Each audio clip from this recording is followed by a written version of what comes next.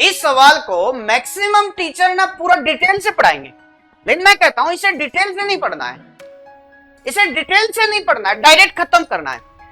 Reason उसका आप समझिए क्या कह रहा है, x का प्रत्येक मान इस संख्या में जोड़ने से प्राप्त संख्याएं समानुपाती हो जाती है, तो इसका मध्यानुपाती ज्ञात करो।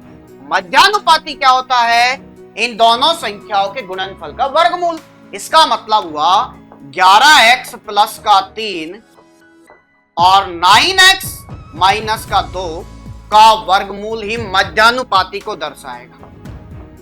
सही है भाई, इसका मतलब इनका वर्गमूल जो है वो एक पूर्ण संख्या होगी, ताकि हमारे पास ऑप्शन देखा तो पूर्ण संख्या ही प्राप्त हो रही है। तो एक बात बताओ मुझे, आपका दिमाग स्पीड से दौड़ा, चाहे यहां दौड़ा दो चाहे यहां दौड़ा दो, मैंने कहा यहां 2 घटेगा सर, x का मान 2 माना तो भाई साहब 18 में से 2 घटा दिया तो कितना बचेगा 16 का मतलब वर्गमूल 4 आना चाहिए।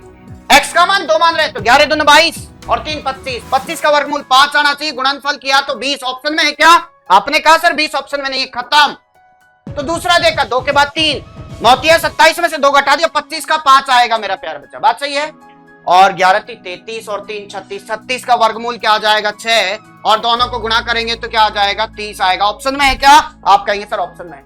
बताओ सेकंडों में सवाल हुआ कि नहीं हुआ। सवाल के लिए अप्रोच जरूरी होती है, सवाल के लिए ना पूरा करने की जरूरत नहीं है, आपको वहां गणितज्ञ नहीं बनना, वहां आपको सवाल सही करना है और उसके लिए एक राइट अप्रोच का होना जरूरी है।